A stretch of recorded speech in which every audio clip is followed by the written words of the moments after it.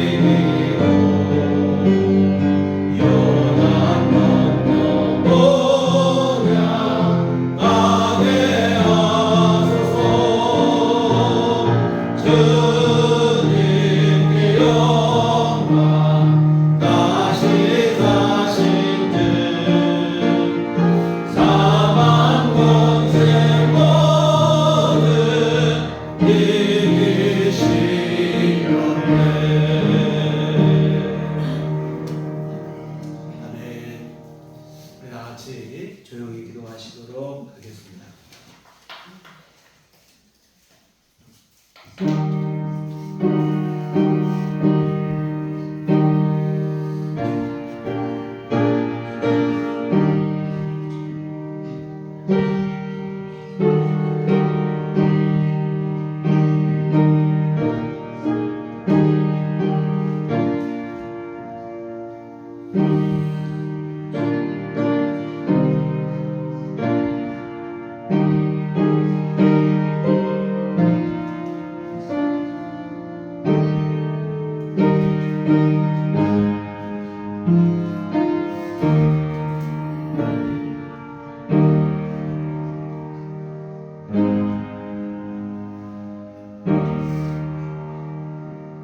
보라, 내가 너희에게 비밀을 말하노니 우리가 다 잠잘 것이 아니요 마지막 나팔의 순식간에 홀연히 다 변화되리니 나팔 소리가 나매 죽은 자들이 썩지 아니할 것으로 다시 살아나고 우리도 변화되리라. 이 썩을 것이 반드시 썩지 아니할 것을 입겠고 이 죽을 것이 죽지 아니함을 입으리로다. 아멘. 다 같이 자리에서 일어나셔서 찬송가 28장 찬송하시겠습니다.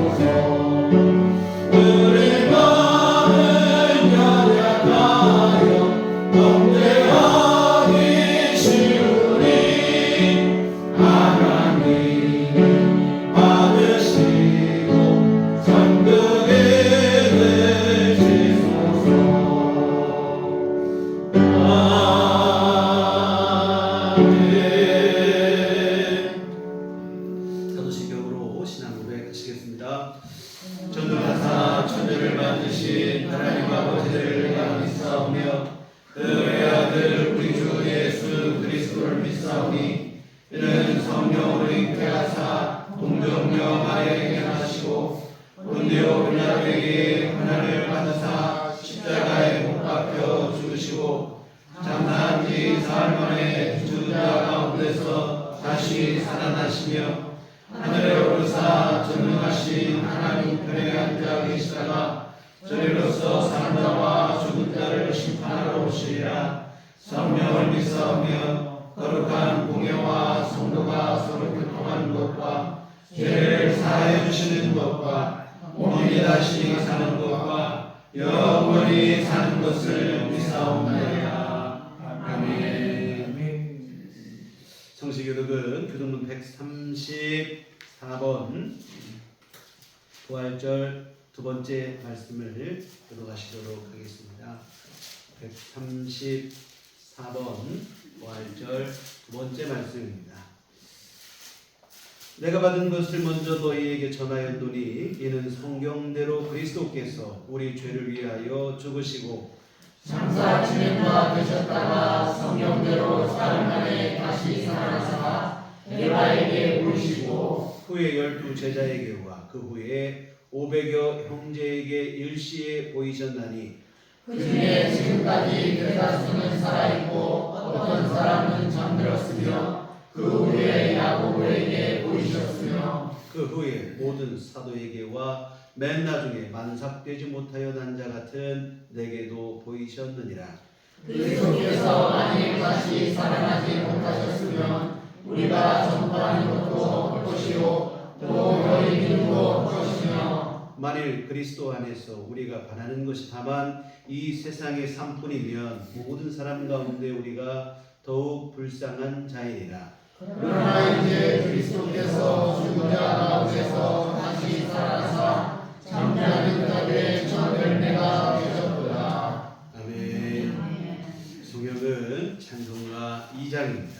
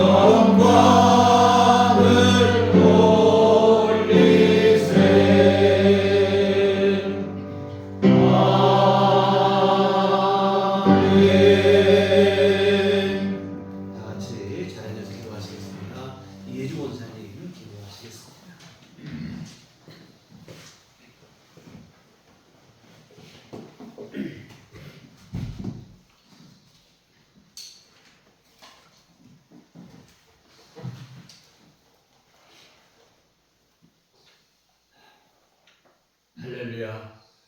삭막했던 땅 위에서 자연의 온갖 생명들이 활짝 기지개를 펴며 새롭게 피어나는 생명의 봄에 부활주일로 예배드리게 하신 하나님께 깊은 감사와 찬양과 영광을 올립니다. 아멘. 이 땅 위에 아직도 여전히 어둠과 고통과 슬픔이 많이 있지만 주님의 위대한 부활로 인해 우리들이 새로운 소망과 생명을 가지고 기쁨으로 이 모진 세상을 승리하며 살아갈 수 있는 부활의 능력을 내려주시옵소서. 아멘. 인류의 원죄로 인하여 영원히 지옥의 불구덩이에서 죽을 수밖에 없던 우리들의 죄를 사해 주시고 영원한 부활의 생명을 주셔서 영원한 기쁨과 행복이 있는 천국의 소망을 주신 하나님께 감사합니다. 아멘. 간과하옵기는 주님의 십자가의 부활의 능력이 우리의 일상 가운데 살아 숨쉬게 하시고 아멘. 우리의 믿음이 죽는 날까지 부활의 기쁨과 소망으로 충만하게 하여 주시옵소서. 아멘. 이 부활의 아침에 우리들 교회에 모인 모든 성도들이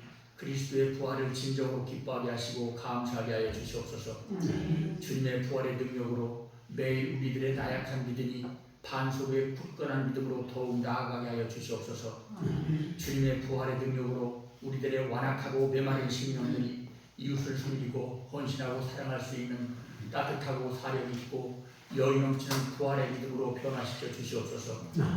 삶의 곤고함과 병마와 가난과 여러 가지 상처로 힘들어하는 심령들 위해 주님의 부활의 위로와 치유의 은총과 기쁨의 복음이 늘 함께하게 하여 주시옵소서. 아멘. 또한 예루살렘과 온 유대와 사마리아와 땅끝까지 이르러 내 증인이 되리라고 하신 주님의 말씀에 의지하여 우리들 교회와 지구상의 모든 교회들이 진정한 부활의 증인이 되어서 주님을 온 세상에 전파하고 잃어버린 영혼들을 주님 앞으로 인도하는 데 헌신하게 해 주시옵소서. 아멘. 특별히 우리들 교회가 이 시대의 아픔들을 외면하지 않고 그리스도의 사랑으로 아픔을 감싸게 해주시고 세상의 어둠을 밝히는 등불이 되게 하시며 우리들 교회 성도들이 진리와 생명과 부활의 길을 따라 살아가게 하여 주시옵소서. 명실을 상고한 주님의 부활의 증인이 되어서 빛과 수금의 위대한 사명을 한시도 완강하지 않게 하시고 저버리지 않게 하여 주시옵소서. 이 지구상에 자행되고 있는 국제간의 갈등과 전쟁과 천재지변과 자연재해로 인하여 고통받고 있는 인류들을 불쌍히 여기시고 부활의 기쁜 소식과 부활의 하나님의 위로가 전해지게 하여 주시옵소서. 작금에 우리 대한민국에서 벌어지고 있는 국민들의 갈등과 분열과 경제적 어려움 앞에서 우리 국민들이 모두 하나가 되게 하시고 서로를 존중하고 이해하고 사랑하는 가운데 새로운 대한민국으로 거듭 태어날 수 있는 부활의 공동체로 인도하여 주시옵소서. 이제 목사님을 통해서 하나님 말씀이 선포될 때 부활의 예수님이 함께 하셔서 성령 충만한 예배가 되게 하시고 말씀 속에서 우리들이 부활의 기쁨과 소망을 만끽하는 귀한 시간이 되게 하여 주시옵소서. 이 부활절 아침에 우리들의 무너진 믿음, 약해진 믿음이 생기를 얻어서 새롭게 부활하기를 원하옵고 사망 권세를 이기시고 새로 사신 예수 그리스도 이름으로 간절히 기도합니다. 아멘.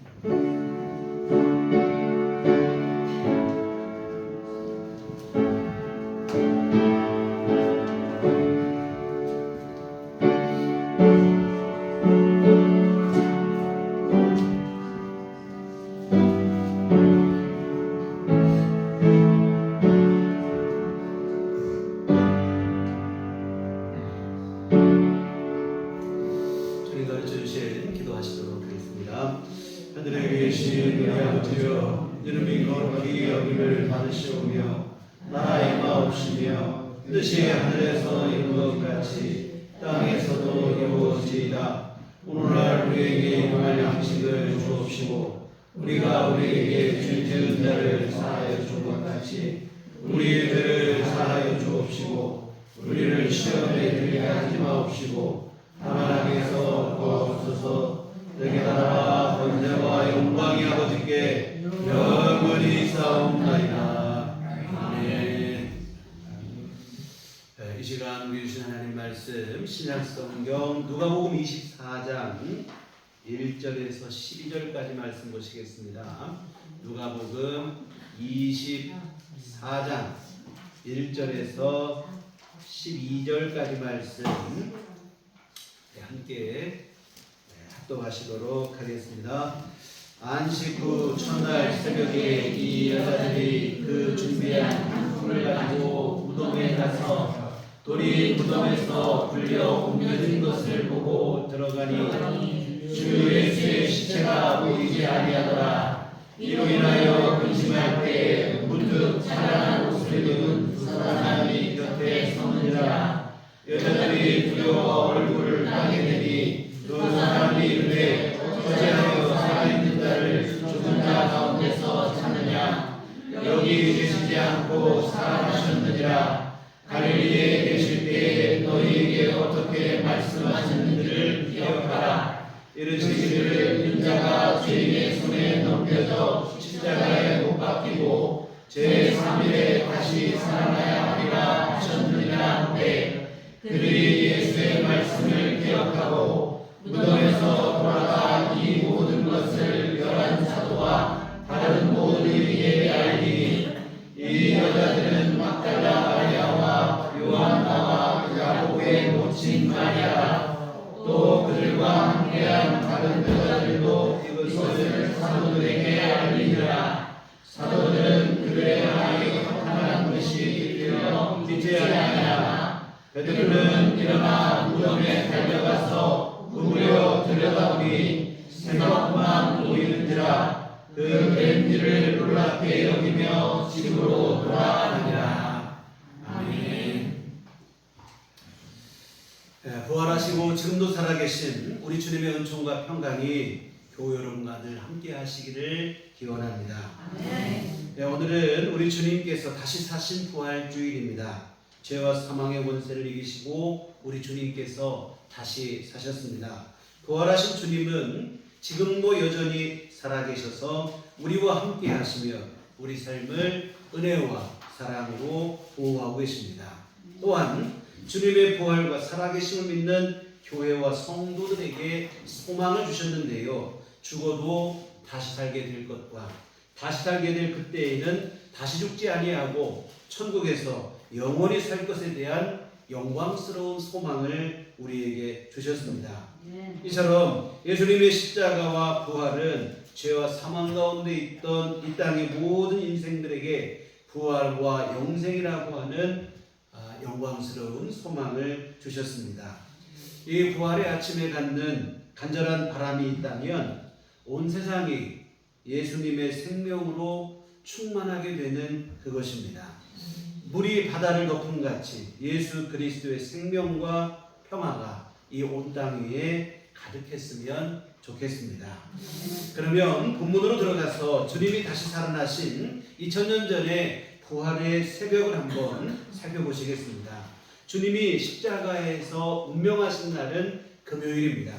금요일 오전 9시에 십자가에 달리셨고 6시간 동안 고초를 당하시고 오후 3시에 운명하시게 되었는데요. 금요일 해질 때부터 안식일이 시작되는 관계로 예수님의 장례는 아주 급하게 진행이 됐습니다. 그런데 이처럼 시간적으로 너무 촉급하게 진행을 하다 보니까 예수님의 시신에 향품을 제대로 바르지 못하는 실수를 범하고 말았습니다. 향품은 시신이 부패할 때 나는 그 냄새를 제거해주는 일종의 향수라고 보시면 되는데, 여하튼 이 향수를 바르지 못한 이 일을 못내 아쉬워했던 몇몇 여인들이 안식일이 지난 다음 날 새벽 일찍 무덤을 찾았어요. 오늘 1절에 보면 안식 후 첫날 새벽에 이 여자들이 그 준비한 향품을 가지고 무덤에 가서, 이 안식 후 첫날 새벽이라 하면 바로 오늘 일요일 새벽이 되어지는데 여자들이 향품을 준비하여 무덤을 찾았습니다. 그런데 무덤을 향하는 여인들에게 한 가지 걱정이 있어요. 무덤의 돌물을 어떻게 옮길까 하는 이 염려인데, 마가복음 16장 3절에 보면 서로 말하되 누가 우리를 위하여 무덤문에서 돌을 굴려주리요. 여러분, 이스라엘의 장례 문화는 우리와 좀 달라요. 그 무덤을 자연 동굴이나 아니면 인위적으로 판 동굴에 시신을 안치하고 그 입구를 큰 돌로 막아놓는 그런 식입니다. 그런데 여성들의 힘으로 이 무덤의 돌물을 옮기는 일이라는 것이 쉽지가 않죠. 쉽지 않은 정도가 아니라 아예 불가능한 일이 되어집니다. 여하튼 이것 때문에 걱정을 하면서 가고 있는데 이게 웬일입니까? 가보니까 무덤문에 돌이 이미 옮겨져 있어요. 2절에 보면 돌이 무덤에서 굴려 옮겨진 것을 보고 들어가니 주 예수의 시체가 보이지 아니하더라. 무덤문이 열려 있어요. 들어가 보니까 예수님의 시신도 보이지 않습니다. 왜 그렇습니까? 예수님께서 이미 부활하셨기 때문입니다. 그러면 어떻게 해야 됩니까? 기뻐할 일이죠. 그런데 여러분, 문이 열린 채 빈 무덤이 되어 있는 이 광경을 보고 이 여인들은 근심을 했어요. 오늘 4절 상반절에 보면 이로 인하여 근심할 때에 이렇게 되어 있습니다. 왜 근심을 했냐면 예수님의 시신이 도둑 맞은 걸로 생각을 했기 때문에 그래요. 요한복음의 기록에 의하면 이 막달라 마리아가 빈 무덤을 보고는 어떤 생각을 했냐면 누군가 예수님의 시신을 훔쳐갔다 이렇게 생각을 하고 울었다고 되어 있어요. 이와 같은 빈 무덤을 보며 시신이 도둑 맞은 것으로 생각하고 울며 근심을 하고 있어요. 참 안타까운 일이죠. 무덤이 비어 있으면 예수님께서 평소 말씀하셨던 것을 기억해냈어야 되죠. 예수님이 다시 살아날 것이라, 부활하실 것이라고 했던 예수님의 그 말씀을 생각하며 주님이 부활하셨구나 생각을 해야 되는데 누군가 훔쳐간 것으로만 생각할 뿐이지 안타깝게도 예수님 부활하셨을 것이라는 그 생각에는 미치지 못하고 있어요. 사랑하는 성도 여러분, 예수님의 무덤을 찾은 여성들은 참 대단한 주님을 향한 열정을 가진 사람들이 분명합니다. 예수님의 시신에 향품을 바르기 위해서 이 여성들의 몸으로 이른 새벽에 이 무덤을 찾아간다는 게 이게 보통 두려운 일이 아니잖아요. 그런데 이 찾아가요. 보통 열심이 아니죠.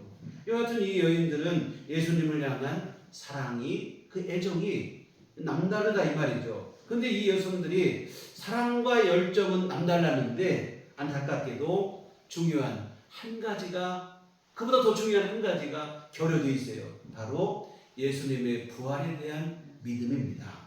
예수님은 이미 여러 차례 십자가에 죽으실 것과 부활하실 것에 대해서 말씀을 했습니다. 때가 되면 십자가를 지고 죽게 될 것과 그리고 사흘 후에는 다시 살아나게 될 것이라고 여러 차례 말씀을 했는데, 그런데 어느 누구도 예수님의 이 말씀을 귀담아 듣지를 않은 거예요.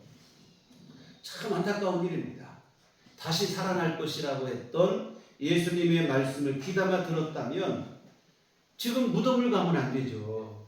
주님께서 평소 말씀하셨던 것처럼 부활하신 예수님 만나러 어디로 가야 되냐면 무덤이 아니라 갈릴리로 갔어야 돼요. 예수님은 십자가 지시기 전에 분명히 말씀했습니다. 마태복음 26장 32절에 내가 살아난 후에 너희보다 먼저 갈릴리로 가리라 했어요. 주님의 이 말씀을 귀담아 들었더라면 무덤을 갈 게 아니고 갈릴리로 가야죠. 부활하신 예수님 만나러. 설령 믿지 못해서 무덤으로 갔다고 할지라도 무덤문이 열려있고 빈 무덤임을 확인했으면 물론 뒤늦기는 했지만 최소한 그때라도 예수님 부활했구나 이렇게 믿었어야 되죠. 근데 여전히 못 믿고 있어요. 누가 시신 훔쳐간 거 아닌가 이 생각에만 머물러 있어요. 부활하셨으리라는 상상도 못하고 있어요. 근데 이는 비단 오늘 본문에 무덤을 찾았던 여성들만의 문제가 아니었습니다. 제자들, 평소 주님을 따르던 여러 무리들도 똑같았어요. 오늘 본문 뒤에 보시면 두 제자 실망해서 고향으로 아예 예수님을 기대하고 왔다가 고향으로 떠나간 내용들이 기록되어 있어요.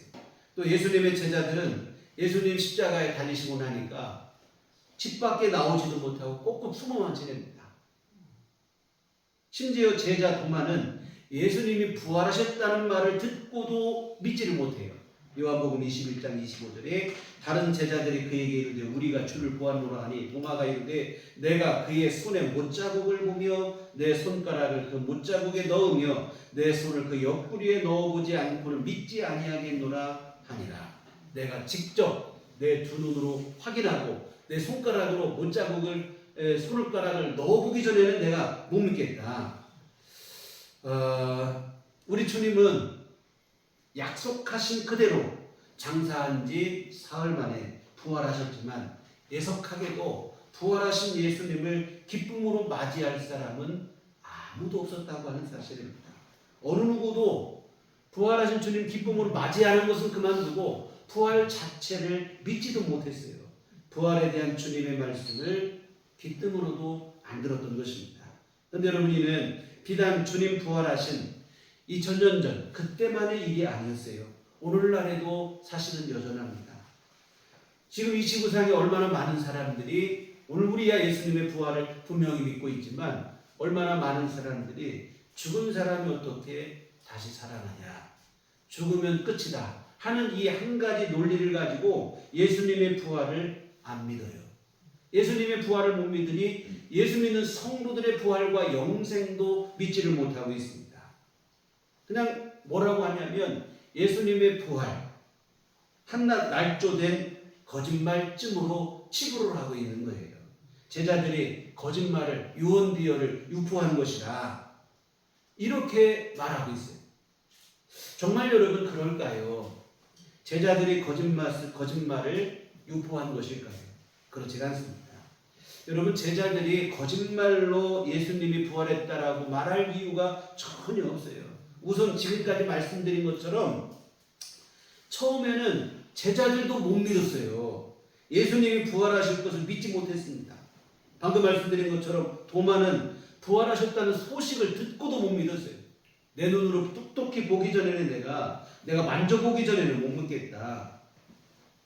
근데 이렇게 의심했던 사람들이 도대체 무슨 이유로 갑자기 돌변해서 예수님 부활하셨다고 거짓말을 선포할 이유가 있겠습니까? 없죠. 설령 거짓말을 했다고 하더라도 이런 식으로 거짓말을 하진 않겠지요. 이왕에 거짓말할 것 같으면 처음부터 우리는 예수님의 부활을 믿었다 이렇게 얘기할 것이지, 우리는 못 믿다가 나중에서 믿었다 자기 자신들의 부끄러운 치부를 드러낼 이유가 없잖아요. 여하튼 뭐냐면 거짓말할 이유가 없어요. 그리고 또 하나, 제자들의 부활에 대한 증언이 거짓말이 아닌 결정적인 이유는 부활에 대한 증언으로 인해서 제자들에게 얻어진 유익이나 이득이 아무것도 없다고 하는 이유 때문입니다. 여러분, 우리가 거짓말을 할 때 여러분 언제 거짓말 해보셨습니까? 첫째는 위기를 모면하려고 할 때 주로 거짓말을 해요. 또 하나는 거짓말할 때 왜 합니까? 거짓말을 통해서 뭔가 이득이 생길 때 거짓말을 합니다. 주로 두 가지 이유예요. 그래서 뭐냐면 위기를 모면하려고, 뭔가를 좀 얻으려고. 그런데 제자들의 경우 예수님의 부활을 증언함으로 인해서 얻어진 이득이 아무것도 없어요. 오히려 위기를 초래했다 이 말입니다. 사도행전을 보시면 사도들과 교회와 성도들이 핍박과 박해를 받은 이야기가 자주 등장을 하는데 다른 이유 때문이 아닙니다. 예수님의 십자가 죽으심과 예수님의 부활하심을 증거했다는 이유 때문에 핍박과 박해를 받았어요. 무슨 얘기입니까? 부활을 증언함으로 인해서 이득을 얻은 게 하나도 없어요. 오히려 핍박과 박해를 받았다 이 말입니다. 그리고 사도행전에 보면 산헤드린 공회로부터 협박을 받고 결국 야고보 사도와 스데반 집사님 같은 경우는 아예 목숨을 잃었습니다. 순교를 당했어요. 성도들은 핍박과 박해를 피해서 정든 고향을 다 등지고 뿔뿔이 흩어졌어요. 뭐 대전에서 논산으로 흩어진 정도가 아니라 아예 다른 나라로까지 막 흩어졌다 이 말입니다. 바울 사도는 가는 곳마다 유대인들로부터 박해를 받았습니다. 루스드라라고 하는 곳에서는 돌에 맞았는데 죽었을 정도로 착각할 정도로 맞았어요. 그리고 가룟 유다를 제외한 예수님의 11 제자들은 모두 복음을 전하다가 순교로서 생을 마감을 했습니다. 이게 무슨 얘기냐면 예수님의 부활을 증언했다가 뭐 위기를 모면한 게 아니라 오히려 위기를 자초한 일이 됐다 이 말입니다. 뭔가 이득을 얻은 게 아니라 오히려 손해만 봤다 이 말이에요. 만약 예수님의 제자들이 부활을 증언해서 뭐 엄청난 대가를 드리고 부귀영화를 누렸다면 거짓말했겠지 라고 하는 생각, 합리적 의심을 가질 수도 있겠지요. 그러나 여러분 그런 게 하나도 없어요. 초대교회 사도들, 교회와 성도들은 예수님의 십자가와 또한 부활을 전함으로 인해서 이득을 본 것이 아무것도 없어요. 오히려 핍박과 박해를 받았습니다. 그럼에도 불구하고 이들은 예수님의 십자가 죽으심과 부활을 증거했다 이 말입니다. 가는 곳마다 만나는 사람마다 이 사실을 증거합니다. 여러분 환난과 핍박을 피해서 뿔뿔이 흩어졌다고 했잖아요. 뿔뿔이 흩어지면 어떡합니까? 나 예수님이 더 이상 예수님 내가 전하지 않겠다 이렇게 생각할 거 아니겠어요. 근데 뿔뿔이 흩어진 사람들이 뿔뿔이 흩어진 그 자리에서 또 예수님의 십자가와 부활을 증거했어요. 그렇게 해서 교회가 부흥을 했는데요. 왜 이렇게 할까요? 핍박을 받고 박해를 받고 심지어 죽기까지 하고 고향을 등져야 되고 이런 상황이 됐는데도 불구하고 예수님의 부활을 증거하는 일을 멈추지 않은 이유가 뭘까요? 다른 이유 없어요. 예수님의 부활하심이 분명한 사실이기 때문입니다. 핍박을 받아도 고난을 당해도 심지어 죽음을 당한다 할지라도 그럼에도 불구하고 이 부활을 포기할 수 없고 증거할 수밖에 없는 이유는 주님의 십자가 죽으심과 부활이 너무도 분명한 확실한 사실이기 때문입니다. 여러분 보세요. 아까 말한 것처럼 거짓말이라고 하면 거짓말을 위해서 목숨 걸 사람이 누가 있습니까? 없잖아요. 여러분 보세요. 죽음의 위협을 당하게 되면 진실을 주장하는 사람도 나중에는 진실을 왜곡하고 번복하기도 하고 그런 일, 이게 사람입니다. 그런데 여러분 거짓말을 위해서 아무 이유도 없는데 목숨 걸 사람이 누가 있겠냐 이 말이에요. 그것도 한두 명이 아닙니다. 한두 명이면 뭐 그랬을 수도 있겠다는 생각이 들 수 있지만 예수님의 제자들뿐만 아니라 초대교회 성도들과 또한 그 이후에 지금까지 오고 오는 모든 시대 속에 얼마나 많은 사람들이 핍박과 박해 중에도 주님의 복음을 증언하고 증거하고 믿음으로 고백을 했다 이 말입니다. 거짓말이라면 절대로 불가능했을 일이라 이 말입니다. 사랑하는 성도 여러분, 예수님의 부활은 분명한 사실입니다. 제자들이 거짓말을 하더니 이유가 없어요. 여하튼 사도행전의 기록과 초대교회 사도들과 성도들의 신앙의 행적을 볼 때 부활은 거짓말일 수가 없어요. 여러분 많은 사람들이 부활을 믿기 어렵다고 하지만 부활을 믿기 어려운 게 아니라 부활이 거짓말이라는 것을 믿기가 더 어려운 거예요. 정황적 증거를 보세요. 어떻게 이런 정황 속에 부활이 거짓말이겠습니까? 부활이 거짓말이라는 것을 믿는 게 오히려 더 어려운 일이고 주님의 부활은 거짓말일 수 없는 분명한 사실이고 이 믿음이 오늘 여러분 안에 이미 분명하시겠으나 더욱 확고하고 분명하게 되시기를 주의 이름으로 부탁을 드립니다. 그 다음으로 주님의 부활을 믿으면 다음으로 우리가 믿어야 할 게 뭐냐면 부활하신 주님이 지금도 살아계셔서 오늘 저와 여러분의 삶 속에 함께 하신다는 것을 믿으셔야 됩니다. 부활은 과거에만 머무는 게 아니고 그 부활은 현재에도 계속되고 있음을 믿으시기를 부탁을 드립니다. 많은 이들이 예수님의 부활을 믿는다는 거예요. 그런데 부활하신 예수님이 지금 어디 계신지는 잘 모르겠다는 거예요. 이러면 곤란합니다.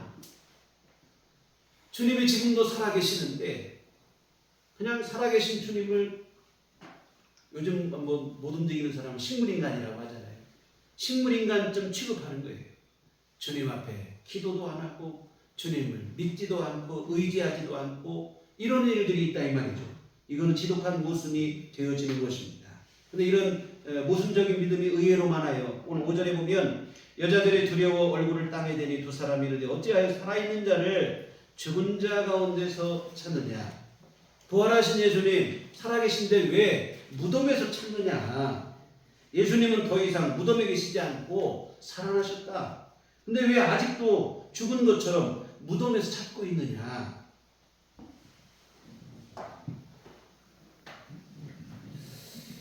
여러분 부활하시고 지금도 살아계시고 우리 가운데 함께 하시는 예수님이신데 마치 돌아가신 것처럼 신앙생활하는 일들이 비일비재합니다. 예수님을 믿는 게 아니라 그냥 예수님을 추억하는 정도, 이건 아니라 이 말이죠. 마치 돌아가신 부모님 추억하는 것처럼 우리 부모님 돌아가시고 추억하고 무덤가에 가서 추억하고, 여러분 우리의 믿음은 여전히 무덤을 기웃거릴 그런 믿음이 돼서는 안 될 줄 믿습니다. 사랑하는 성도 여러분, 예수님은 부활하셨고 부활하신 예수님은 지금도 살아계시고 지금도 살아계셔서 우리와 함께 하시고 오늘 우리의 기도를 들으시고 우리의 삶 속에 필요한 일용할 은총들을 날마다 우리 삶 속에 공급을 하고 계십니다. 우리 삶을 지도하시고 인도하시고 보호하고 계십니다. 이 예수님을 굳건히 믿고 그 예수님을 의지하여 살아가는 삶이 되시기를 바랍니다. 부활하신 주님께서는 그런 얘기했어요. 내가 세상 끝날까지 너희와 항상 함께 하시겠다 약속을 하셨고, 그리고 그 약속을 지금 신실히 우리 안에 이행하고 계시는데, 근데 참 우리가 2000년 전 부활을 믿겠다는 거예요. 그런데 지금 예수님은 모르겠다, 내 삶 속에 어디 계신지 모르겠다, 이러면 곤란한 일이 되어집니다. 뭐 다 아시는 얘기고 여러 차례 제가 얘기를 들었던 얘기인데, 종교개혁을 일으켰던 마틴 루터 일화입니다. 종교개혁이 쉽진 않았어요. 여러 반대 세력도 있고 어려움이 있었는데 어려운 지나는 싸움이 계속되다 보니까 하루는 너무 낙심이 되는 거예요. 이 마틴 루터가 낙심이 돼서 절망 가운데 있어요. 그러자 이를 지켜보던 그의 부인 캐서린이라고 하는 그 부인이 갑자기 장례식 때 입는 상복, 검은 상복을 꺼내 입고는 막 곡을 하는 거예요. 우리나라 같으면 아이고 막 곡을 했겠죠. 곡을 하는 거예요. 루터가 깜짝 놀라서 누가 돌아가셨냐고, 왜 갑자기 상복을 입고 곡을 하고 있는데, 캐서린이 그 부인이 하는 말이 뭐냐면 하나님이 돌아가셨습니다, 이렇게 얘기를 하는 거예요. 이 말에 루터가 화를 내는 거예요. 무슨 불경한 소리를 하느냐, 하나님이 왜 돌아가시느냐, 불경한 소리 하지 말라고. 그랬더니 캐서린이 하는 말이, 하나님이 돌아가시지 않고서야 당신이 이렇게 실망할 이유가 있느냐, 절망한 거 보니까 하나님 돌아가신 거 아니냐, 이런 얘기를 하는 거예요. 이 말에 루터가 정신이 번쩍 나는 거예요. 하나님이 살아계신데 내가 이렇게 낙심을 하는구나. 다시 힘을 내서 종교개혁에 박차를 가했다는 그 얘기입니다. 사랑하는 성도 여러분, 부활하신 주님은 지금도 살아계십니다. 오늘 저와 여러분의 기도를 들으시며 친히 도움의 손길로 우리 삶 속에 역사하십니다. 외로울 때 우리의 친구가 되어서 우리에게 위로와 안식을 주십니다. 그러니 여러분, 아무리 힘들고 답답하고 어려운 일이 닥친다 할지라도 여러분 좌절하거나 실망하거나 낙심하지 마시기를, 기도도 해보지 않고 세상에 나를 도울 사람 아무도 없다고 나 혼자뿐이라고 낙담하거나 절망하지 마시기를 부탁을 드립니다. 주님 의지하시기 바랍니다. 살아계셔서 여러분과 함께 하시는 주님께 기도하시기를 부탁을 드립니다. 우리 예수님께서 십자가 지시기 전날 분명히 약속을 하셨어요. 요한복음 14장 18절에 내가 너희를 고아와 같이 버려두지 아니하고 너희에게로 오리라.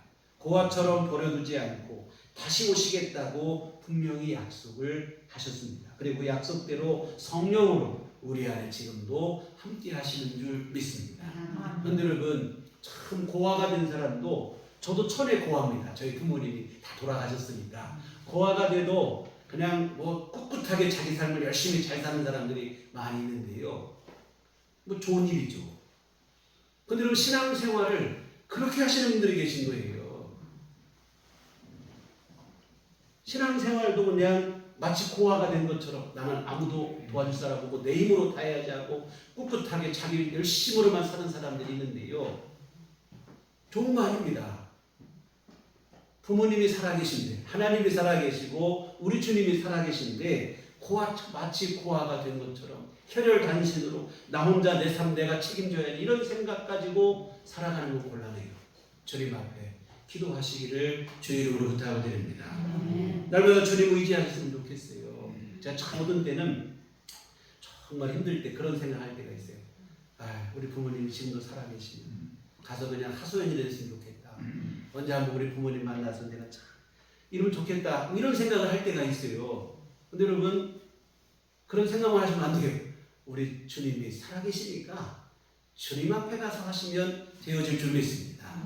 그래서 여러분, 뭐 고아가 된 것처럼 내 혼자 힘으로 내 모든 것 다 해야지 막 이런 생각으로 열심으로만 사지 마시고 열심히 사셔야겠으나 우리가 궁극적으로 해야 될 일은 살아계신 주님 의지하는 그 일일 줄 믿습니다. 기도하세요. 주님 의지하시는, 그 주님과 함께 하시는, 주님과 동행하시는 그런 신앙의 삶이 되시기를 우리 주의 이름으로 부탁을 드립니다. 또 하나, 지금도 살아계셔서 주님이 나와 함께 하심을 믿고 언제 어디서나 예수 믿는 사람답게 사시길 바랍니다.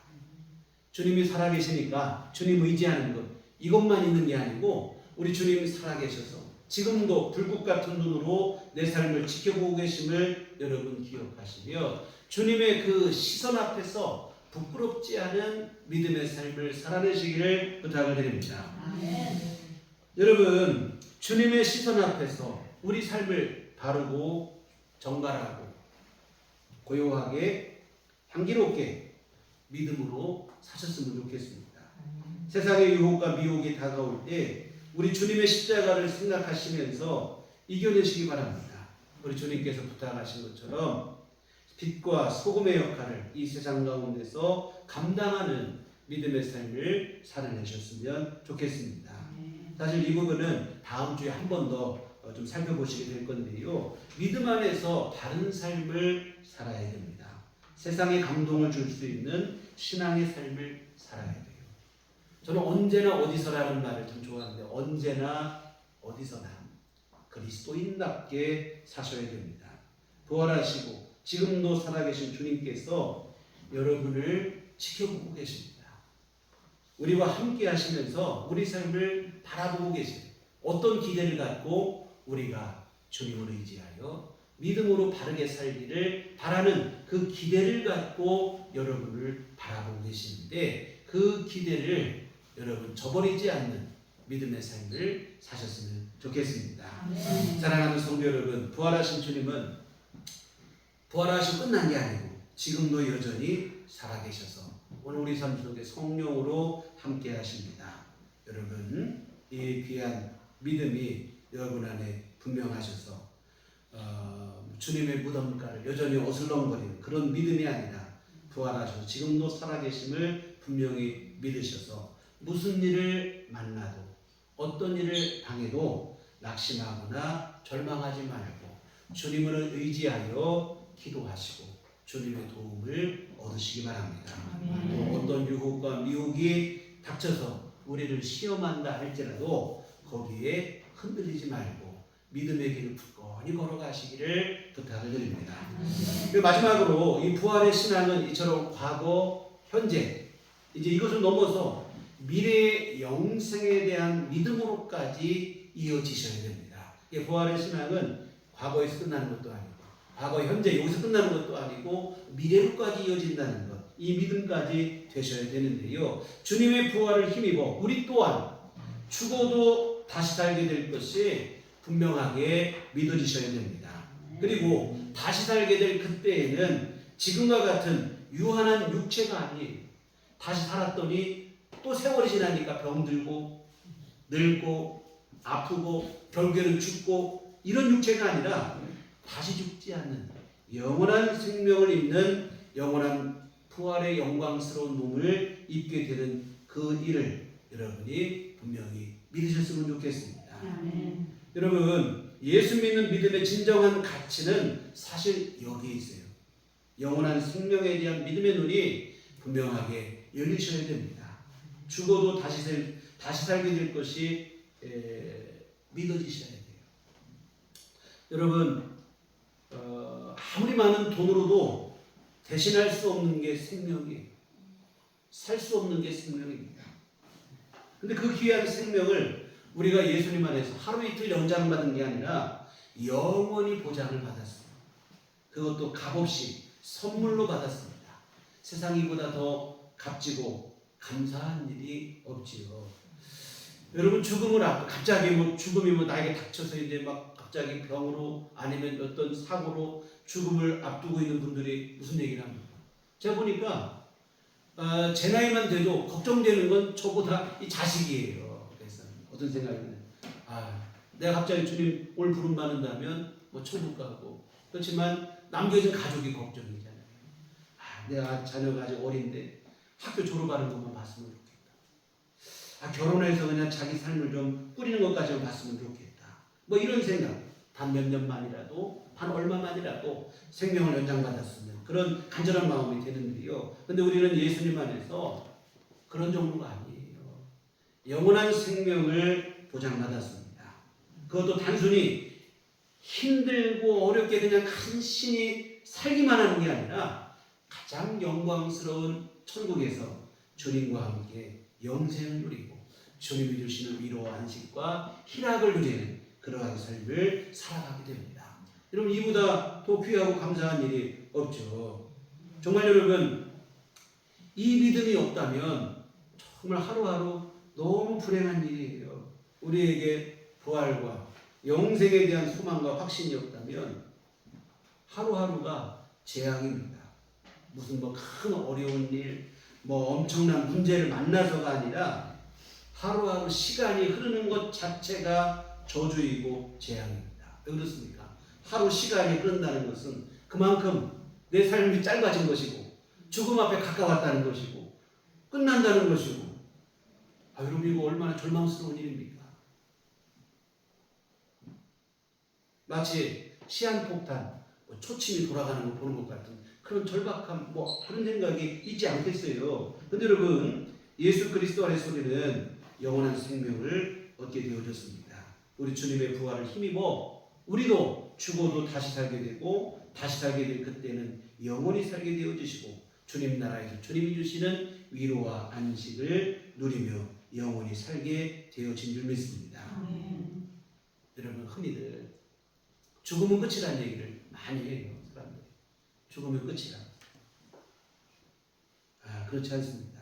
죽으면 끝나는 게 아니라 사실은 그때부터 진정한 생명이 우리에게 누려지게 되어지는 것입니다. 죽음은 끝나지 않고 다시 살게 되고 영원한 생명으로 다시 살게 되어지고 천국에서 주님과 함께 영원히 살게 되어지는 것입니다.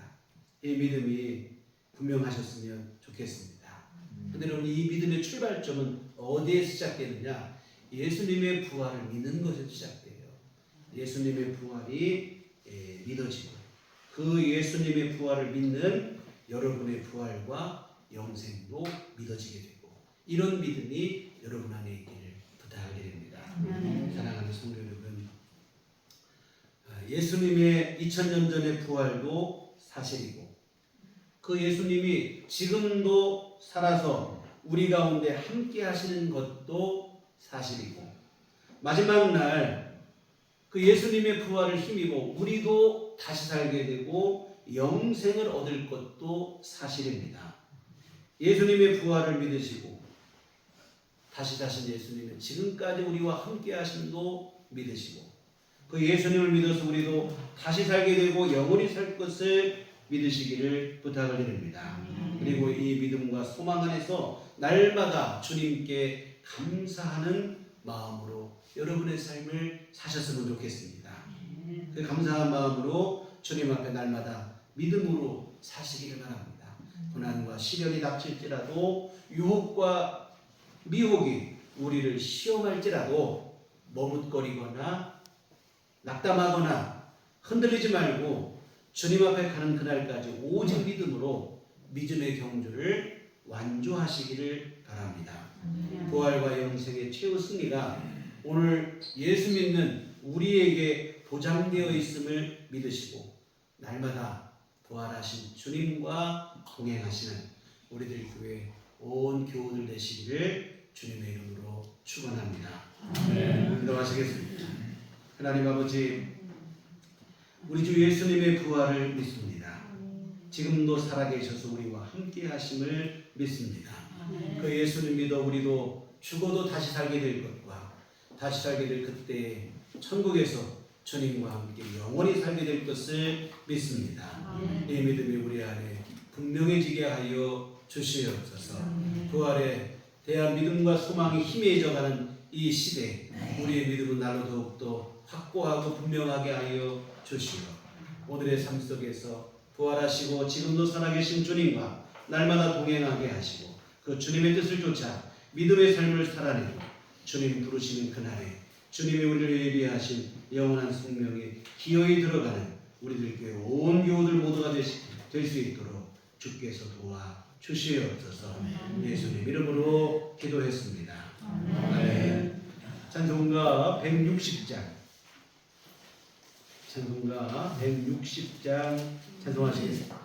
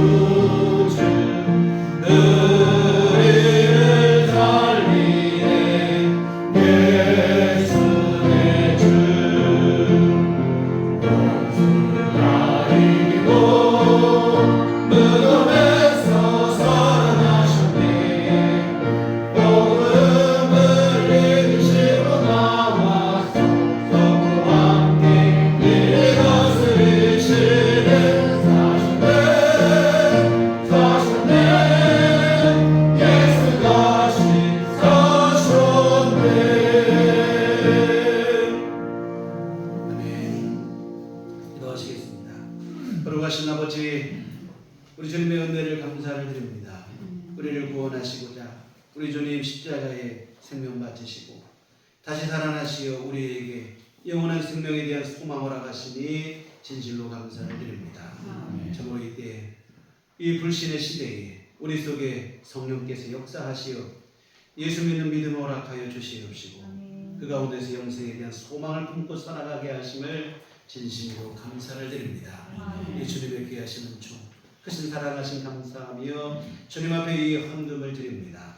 아버지여 기뻐 받으시며 한량없는 주님의 은총을 내려주시어 하나님의 귀한 뜻을 이루도록 복을 내려 주시옵소서. 아버지 하나님, 정성껏 헌금을 드리고 몸과 마음과 시간을 바쳐 주님을 예배하며 부활하신 주님을 기뻐 감사하며 주님께 영광을 돌린 사랑하는 모든 교우들에게 한량없는 주님의 은혜를 내려 주시옵소서. 무엇보다 부활하신 주님 지금도 살아계셔서 오늘 우리 속에 함께 하심이 분명하게 믿어지게 하여 주시어 삶의 한복판 속에서 늘 주님 손 붙잡고 주님과 동행하는 삶을 살아가는 우리 모두가 되게 하여 주시옵소서. 뿐만 아니라 주님 죽음을 넘어 우리에게 영원한 생명을 주심을 확신케 하여 주시어 무슨 일을 당해도 이 소망으로 인해 늘 승리하는 믿음의 삶을 살아갈 수 있도록 도와주시옵소서. 부활에 대한 믿음 날마다 우리 안에 분명하게 하여 주시오. 우리 주님과 늘 함께하여 하나님의 기쁨이 되는 우리 모두의 삶이 되도록 주께서 도우시고 하나님 함께하여 주시옵소서. 아버지, 앞으로 한 주간 살아갈 때도 살아계신 주님 우리의 삶의 삶 속에서 삶의 자리 속에 주님이 친히 함께하여 주시옵소서. 우리 삶 속에 필요한 모든 일들마다 꼭 맞는 은혜를 우리 삶 속에 베풀어 주시옵시고 주님의 은혜 차곡차곡 쌓이는 복된 삶이 되도록 주님 돌보시고 아버지 함께하여 주시옵소서. 예수님 이름으로 기도했습니다. 아멘. 교회 소식 시간입니다. 우리 서로 인사할 때 주님만 바라봅시다. 오늘은 부활주일입니다. 교회 가장 큰 명절이에요. 정말 기쁨과 감사가 충만하시고 부활하신 주님, 지금도 살아계신 주님과 늘 날마다 동행하시는 부활의 기쁨과 감격이 날마다 여러분 속에 누려지는 그러한 삶이 되셨으면 좋겠습니다. 또 지난주에 우리 산불 피해 구호 성금을 함께 했는데 잘 전달을 했습니다. 삼남면의 울진지방에 있는 영덕중앙감리교회인데요.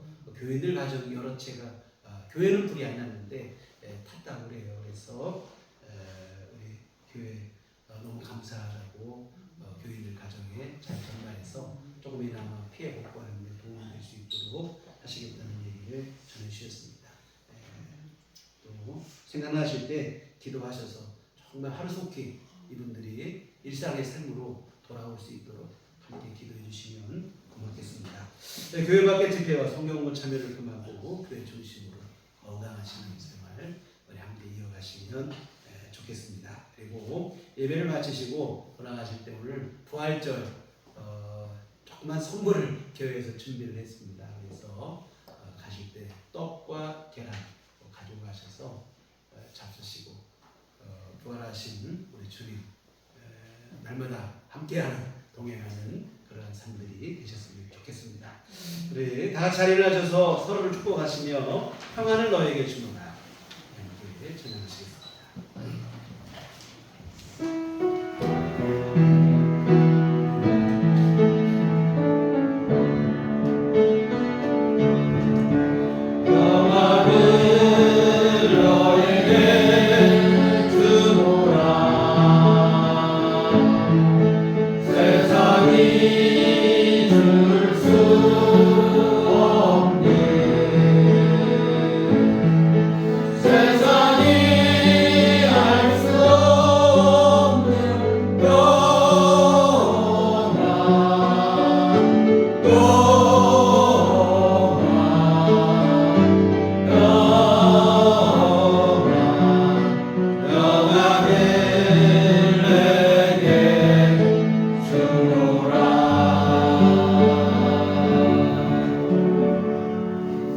오직 성령이 너희에게 임하시면 너희가 권능을 받고 예루살렘과 온유대와 사마리아와 땅끝까지 이르러 내 증인이 되리라.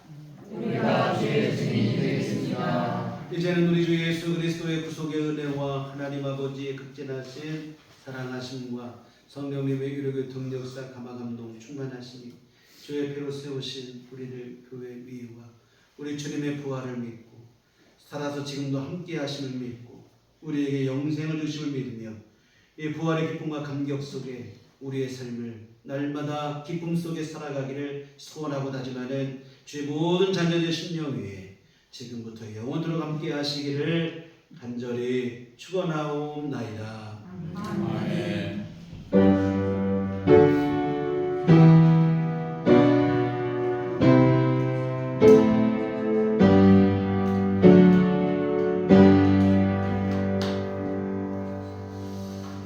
감사합니다. 이상으로 부활절 예배를